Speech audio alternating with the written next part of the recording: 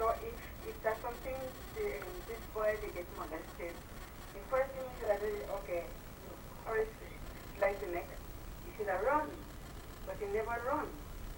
So he continued the deed, and I understand that he's very and all of that. So I don't believe the story what the boy is saying.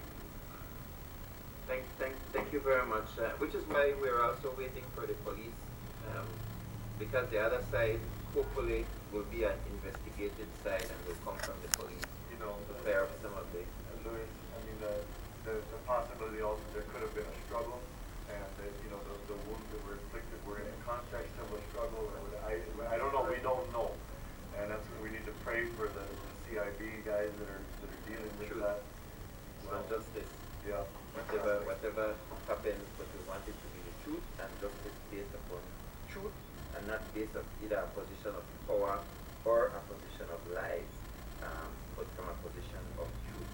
But this is a situation that's playing out in Belmopan, but understand that many people have a very, very wide agenda, much wider agenda on this issue. But it's got some closing comments. Well, Louis, I think that if these people get their way, Rise and Shine would be labeled as hate speech.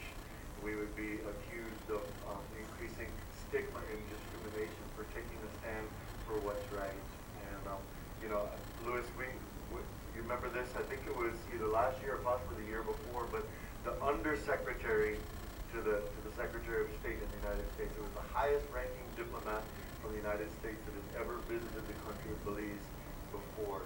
And when she came down, to deal with this issue, that meeting about this and that, we got a report from inside in those meetings. They sat down for dinner and said, while we're eating, there was no agenda for this part, we're going to be discussing about LGBT rights, which is actually the primary reason for why I'm here. And I want to say, folks, you need to realize that, yes, they might wrap this package in some nice wrapping paper with a nice little bow of human rights or whatever, and we believe in true human rights for all humans, and that's why we're saying we have laws that already identify all these different things as crimes, and so those laws need to be enforced properly. But for us to sit back idly while they dress up this issue in a wrapping paper and a nice little bow as if it's something different, I just want to say, people of Belize, you need to be aware of what's going on. You need to be outraged, all right? And you need to take action. And so those of you that want to connect to be able to stay on top of these issues, send us an email at belizeaction@gmail.com and say, send me updates, please. We just sent out one yesterday, and we've got more coming up. We're going to be updating on some of the changes to the gender policy as well. Thank you very much, Pastor Scott. This mother says, this person says, our mothers have to watch what is going on with this case, because our young boys are going to be attacked even more with these kinds of push by the embassy. And that's, if you notice over the last 2.5 years that we have been, that the UNIBAM has been pushing this issue, Pastor Scott, you will notice that sexual abuse has skyrocketed. There is just a thing of when you begin to push for a kind of right in this sexual domain, that people begin to get the idea that it is okay, and they begin to force themselves on other people. You would notice that when we look at the crime statistics, you watch the amount of sexual abuse that has been rising dramatically since the push started by UNIBAM to push for the legalization of sodomy in Belize. I will close by saying, clearly you can see that the U.S. is willing to use the instruments of the state to try to push their agenda in Belize where it comes to sodomy and homosexuality. Clearly you can see that the ambassador has already violated his first comments. Well, the reason why we were there from the very beginning with the camera on his first day was because we knew why he came.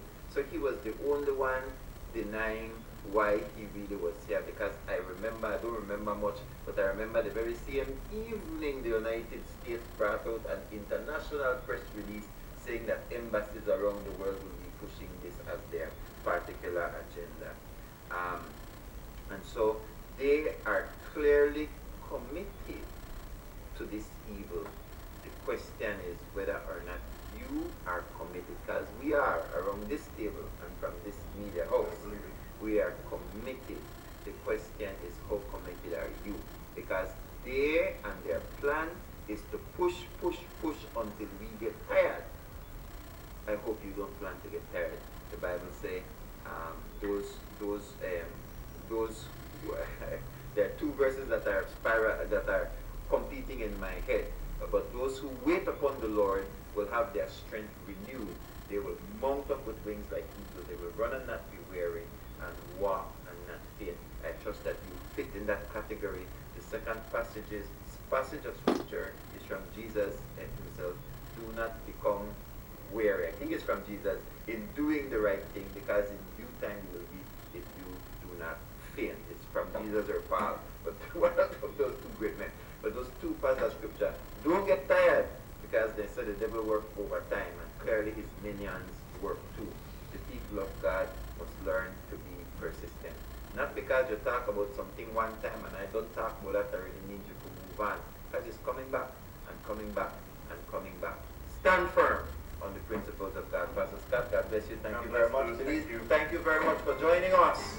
Do the right thing and stand up for the right thing. Even if you're not living as you ought to, that doesn't change right and wrong. Stand up for what is right, even if at this present moment you're not doing, you're not exactly where you are supposed to be. Because truth is not dependent upon whether we practice it or not practice it. Truth is truth is truth. And then we move ourselves to the place where we can live that truth. And if you're having problems to live truth, ask Christ into your heart. He is truth himself. The embodiment of truth is Jesus Christ, who can help you to live the way God wants you to. From all of us here at Rise and Shine and Close TV, God bless you.